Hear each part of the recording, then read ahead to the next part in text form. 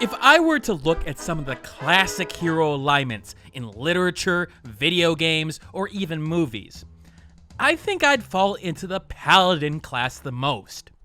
I fight for the most righteous causes in my mind with a holy might, even when it goes against my personal growth or relationships at times. I mean, all you have to do is look at this channel for the proof of that. I could be making 5-minute reviews and quickly throwing things out there and not disclosing things, but I don't.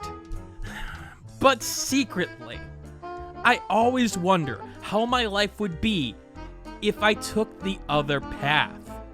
What if I became the evil that I fight against on a daily basis? Now that I've played Nefarious, the game where you play as a supervillain, I've decided to announce my holy ways, and I've become the evil Zingard. Oh, what's Nefarious, you may ask? Well, it's a platformer that costs $14.99 with a launch discount on several consoles. However, apparently Digital Distribution, the publishers for this game, decided to make the release date for Nefarious as complicated as a supervillain plot.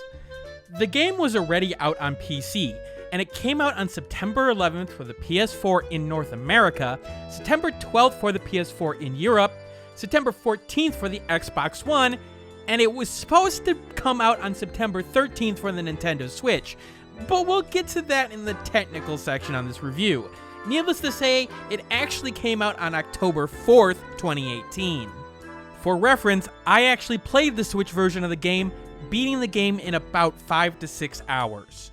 But before I begin, in true supervillain fashion, this is where I normally tell you that the key was obtained from the publisher for the purposes of review. Because those reviewers who follow the whole morals and FTC guidelines would disclose that, and assure their viewers that that wouldn't have an effect on their opinion in the end. But I am a supervillain, and therefore you will never know. Did I sell out? Did I not? What's that? Oh, the mic is still on. Awkward. Let's just get on with the review. So, what's a good supervillain game without an interesting story?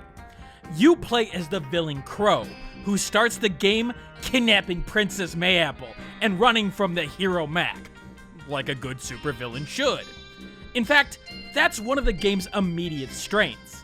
It understands the tropes of the genre and uses them well to make smart and topical jokes. But unlike many of the typical hero stories in the genre, the hero Mac this time around decides not to continue pursuing Crow and rescuing his princess, which pushes the game's events in motion, allowing Crow to finally get to step 2 of his plan, which is of course building a giant weapon to take over the world with. What are we gonna do tomorrow night? Same thing we do every night, Pinky. Try to take over the world. What the game does with the story from there out is somewhat interesting. Sure, Crow goes and does what true supervillains should: kidnap more princesses to power his super-powered weapon, and not really care about the circumstances in the process, throwing grenades out like they're condoms in a university health clinic. But surprisingly, the game will frame it like Crow is one of the dirtiest things that I could think of in the English language. The hero. Whether it be allowing the princesses to walk freely on his ship, or actually helping those princesses grow a little bit character-wise. Sure, there are moments where Crow's actions just happen to align with his hostages. Wait, are they hostages if they are being used in a super weapon or just freely walking about? Resources? What the hell would you... Anyway. But that's the thing the game does well. It puts perspective on the whole hero versus villain dynamic, and uses a lot of good references from games like the Super Mario series to boot. It tries in what is effectively a small amount of scenes to bring light to these ideas, and what it would be like on the other side, aka the villain side. Frankly, I must admit something here. I wanted more of this in the long run. Crow's dynamic with the princesses is interesting, as he builds a rapport with them. And that is what is the best about this whole game. Those characters, and what they joke about, and obviously parody.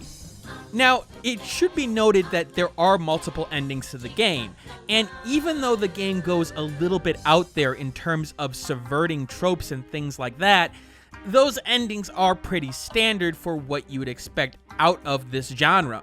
Now, granted, it is boosted by the characters, as I mentioned before, but it needed a little bit more to have the payoff at the end. I understand this is the length of an average platformer game for this price, but a little bit more character development here and there could have made these endings really hit home. And while the main character Crow and the princesses get a good amount of time on screen compared to the rest of the game, I did want more out of the heroes of the game. I mean, they are the main antagonists, even though they're protagonists. Anti-protagonist? I don't know. But they needed a little bit more characterization as well. Sure, they try to use the themes of the platformer genre and popular games like Mario and Sonic, but I wanted to see their dark side. You saw a little bit of the light side of Crow. Where was the dark side of them besides one of the main ones, Beck? Wait, Mac. Beck? Mac? It is a little bit similar, don't you think? One of the most underappreciated portions of the game, at least at a first glance, is the interaction between Crow and Becky, aka his right-hand man, secretary. It's hard to describe what she is. There are these little interactions that make them feel like friends, but there is a lot of foreshadowing that is done in these sections, and I really appreciate this portion of the game. Now, there is a comic series that apparently is going to be related to Nefarious, and I haven't really looked much into it, but needless to say, I am interested in this world, and it's things like the Crow and Becky interaction that make me want to look into it more. So yeah, the game's focus on charm and game references helps keep you interested in these characters and holds together the entire experience, as I'll get to in a little bit. Now, is it something to write home about? No, not at all. And besides, your parents probably disowned you for blowing up your hometown anyway. But it's charming enough where I want to see more of this world, and some of these princesses, despite them being based off of others in the genre. But come on now. It's those hero types that are the ones that get so engrossed in the love, and the characters, and the relationships. Come on, that shit is boring. What you want is the gameplay, the explosions. Actually, just explosions. More and more explosions. The basic formula is as follows.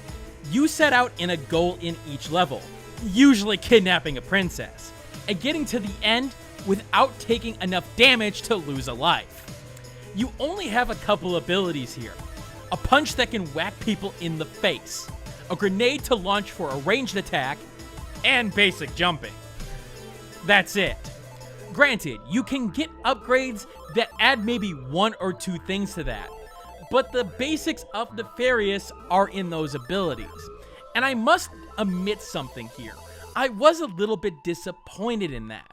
Granted, the game doesn't necessarily need a lot of pizzazz to it, but when you think supervillain, you think over the top. You think something of like Bowser, where he has like Bowser Jr., or that, clown thing that he rides around in. So for it to go to basics, yeah, I must admit disappointment.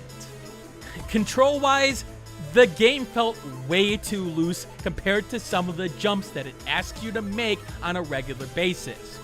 Now, the game doesn't have that many real difficult jumps, but I found myself really struggling even towards the end of the game to hit some of them. Part of this has to do with the fact that you sometimes get temporary powers due to the princesses you kidnap affecting your gravity or your movement speed, and the levels are short enough where you have to reorient yourself. Sometimes it's the fact that the target elements of using grenades to jump that are mounted in the world feel a little bit off compared to the position that I see on screen, making me question if there's a technical issue in the background. Everything feels way too slippery, like someone greased the entire floor with extra strength floor wax, and no, that is not a plan of mine to get back at some people someday from watching those old Hanna-Barbera cartoons. Mine will always involve explosions, preferably in grenade form. Speaking of those grenades, note that they can be used to propel yourself up and forward, in somewhat of an awkward implementation due to the way that the game controls and that slippiness problem that I mentioned before. Granted, in most cases you don't need to do it, but to get certain key items, you do need to, which does add a level of skill to the game, even if it's not necessary for 99% of its content. But I loved actually doing it, and I wish the game played off of it more. I also have to comment that the level design is this strange difference of familiar and different. Yeah, for example, you get these like grasshopper platforms that you've seen before in games like Mega Man, and it's a little bit different, but not too different. Now, again, the thing is that with the slippiness of the controls, you need some precision at certain points of the game. And unfortunately, the game just does not give it to you despite borrowing from other games in the genre. Again, the controls should go in line with the level design. And unfortunately, that's not the case for Nefarious. It almost feels like one hand doesn't know what the other hand is doing at times. And being a supervillain, I hate to bash on grenades, but it's those same grenades where I think one of the biggest weaknesses of the game shows up: the combat platforming. The real problem at the core here is simple. Why bother with the punch when you can just stand next to the enemy and grenade them? You may point at the limited ammo in the top left of the screen here, but the regeneration rate on the grenades by themselves are pretty fast in your inventory. That's on top of the fact that every enemy death just drops tons of grenade refills. Like, look at this, seriously, what the hell is this shit? I feel like I'm in a Scott Pilgrim comic. Be gone.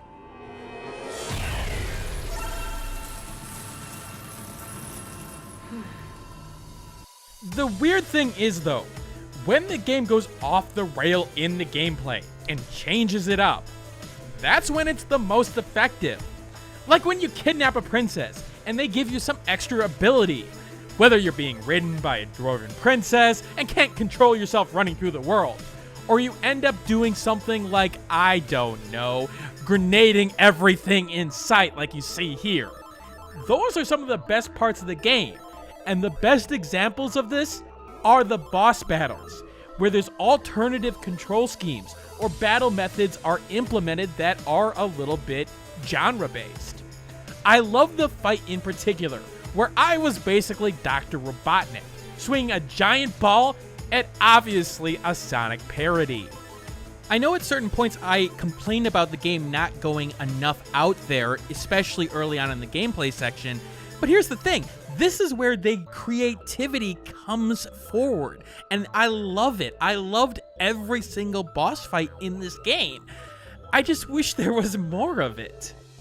One of the other things that I don't enjoy about this gameplay is the one-try mentality. There's a couple of places in this game where a platform will go, it will start moving, and the thing is that if you miss that platform, it's not going to reset. You basically have to die in order to make progress at that point, and considering you'll lose a little bit of money, you sorta want to avoid that. There's one big downside here, however, and it's a big one for a lot of you out there. Nefarious just isn't that evil when it comes to the difficulty portion of the game. To be quite honest, it's rather easy. Yes, you'll die here and there, and hell, there will be levels where you may die 8 to 10 times. But those deaths feel like it's something to do with the controls, or you just messing up temporarily, or really feeling out of your control in general. I wanted this game to challenge me more. What's a supervillain like me to do if no one gets in my way of any sort of worth? And you don't have great stories to tell when your young ones ask you about your nefarious deeds. Oh, there's an answer to that. You lie to them. Duh. In particular, the game has this weird fascination with death pits. Yeah, I understand that a death pit here and there can help a game come together, but here they are all over the place, in places that, to be quite honest, really don't need them. Like in this lava portion, for example, why not just have Crow hit the lava, then burn himself and jump up really high, like you would see in a Mario game? I mean, you borrowed other mechanics from a lot of other platformers, so why not borrow from Mario as well?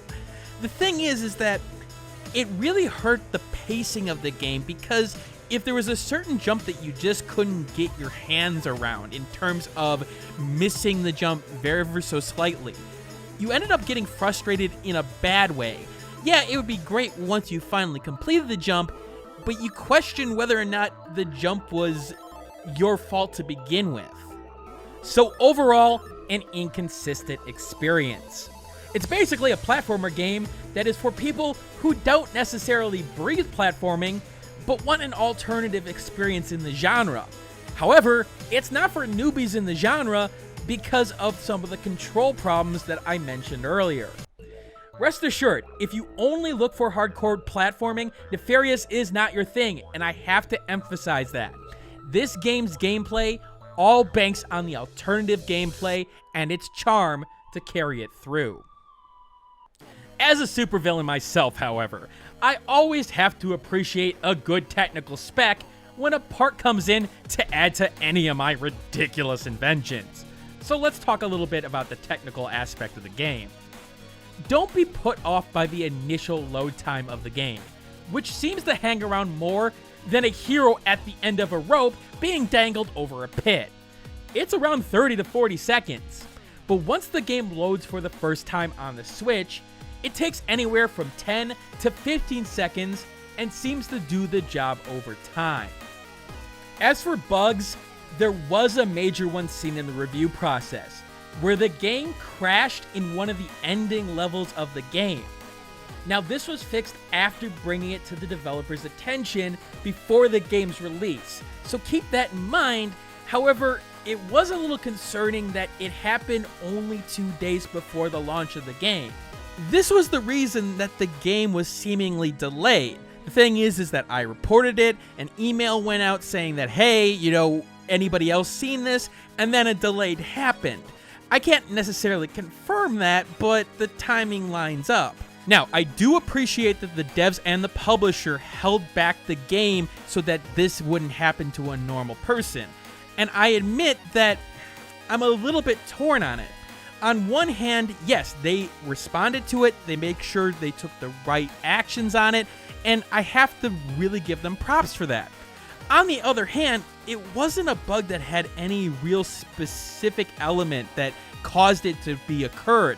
It seemed to occur at the cutscene transition, meaning that they really should have seen this in one run of a QA, aka somebody playing through the game. So I am a little concerned that there is some other circumstance out there that they haven't found that all of a sudden the game is going to have problems. There was also another bug that I experienced with a text box that was easily fixed by restarting the level, even though it left me slightly confused when it happened. But other than that, not any really big problems in terms of bugs or glitches or anything like that. As for frame rate, I don't believe the game is 60 FPS. It really seems to be closer to 30 FPS, but I don't have a reliable tool to know what the true frame rate is being recorded at least for the Switch. But in terms of consistency, the game is reasonably solid, but there were times where I did question if the frame rate was dropping, in the more colorful or really stylized parts of the levels in particular. The underwater section, as you see here, yeah, it was probably the worst offender from what I see, but I don't know if it's the actual presentation that's really giving me the big problem here. As for options, there are no rebindable controls for the Switch version. Again, only the Switch version. It would have been nice to be able to rebind those, especially considering the game does go and parody other games in the genre, so you wanted to make it more Mario-like or more Mega Man-like. There's only simple sound sliders in terms of the music and the sound, and I actually think that is a detriment in this game because I had trouble hearing the voice lines at times. Sometimes the music would seemingly overplay of it, or the sound in the background would go over the voice lines in question. So it would have been nice to have that. Other than that, technically, the game is alright. Although it did have that crash as I mentioned before, and considering that I did find a couple of bugs, you may want to watch out. Finally, all of you hero lovers probably want to hear about the game's presentation. I mean, isn't it weird? The heroes in your media are always glowing and shining and clean, the definition of vanity, while us villains are dirty and ugly. I thought you all said that beauty isn't skin deep, that it's what is inside that counts. Jesus, no wonder children are so confused nowadays. Anyway, back to talking about colors and lines. Nefarious to me screams mid-level indie game in the presentation factor. On one hand, there is some reasonable color work, having some vibrant levels along with appropriate toned down levels when the theme calls for it. The character designs change enough from their obvious character influences to not be called a ripoff, but a homage to those characters in question.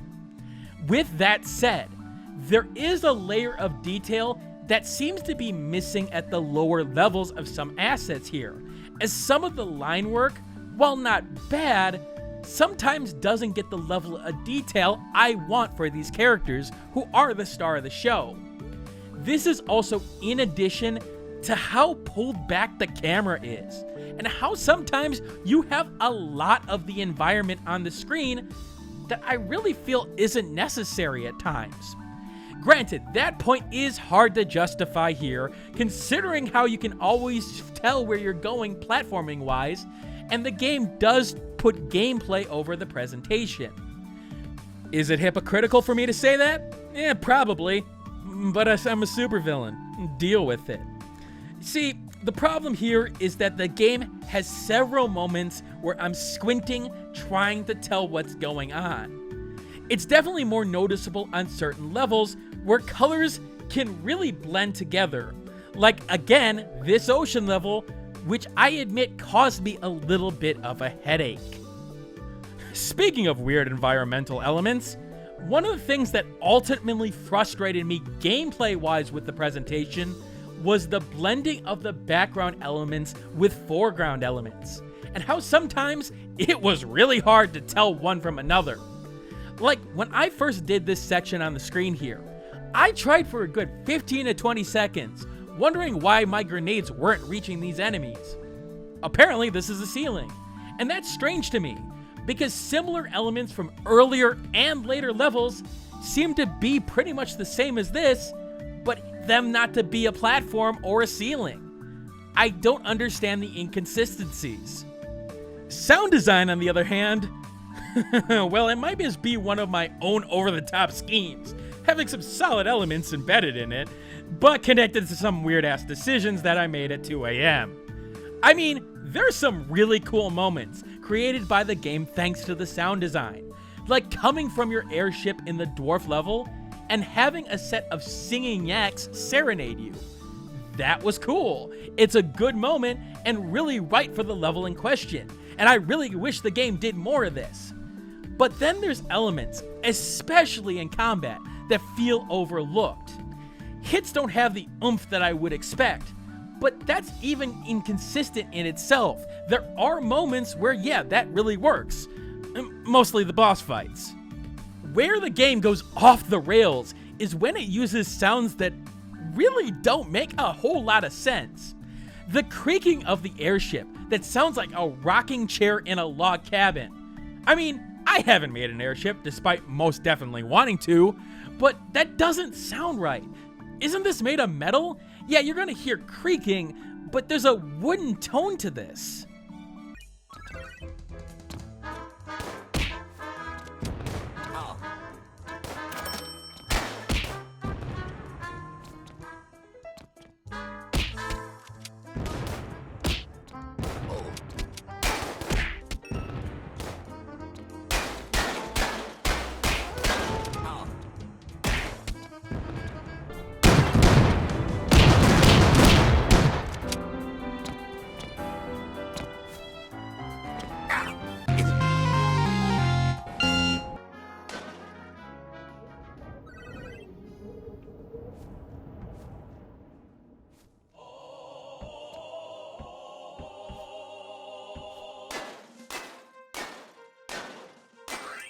However, what's the most interesting element about the sound is actually the music.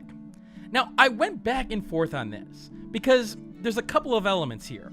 Now, at the base level, the music is mostly solid all around, having some weird quality tones at times with parts of the music, but it also captures the old aesthetic of some of the games it's parodying while doing that, so I can't really hold it against it. Actually, yeah, I can't, I'm a villain, but you know what I mean. There's appropriate tones and instruments used for levels based on their location, and sometimes the game really captures a beat that is something I really want to listen to over and over again. Where the game succeeds the most part, though, is the theming of the music. Take the Dwarves level, for example, and the Angelic Choir. It screams a hero level that you're going through, which again makes sense given the fact that you're the villain.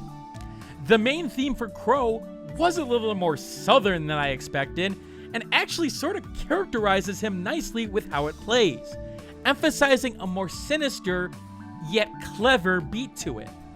No set of music here felt too much off when it came to the level it was, with the exception of the airship, the Sovereign. The military-type tones used in this music, I understand that yes, there are villain themes out there that use military-type music, marching themes and things like that. But the ones that were used specifically for this, they felt teamwork-ish. They felt not like an overbearing power, but coming together as a squad, which is not a villain's theme. I know that's a little bit subjective, so listen for yourself on what I'm talking about in these next 3 music clips, and see if the music is right for you.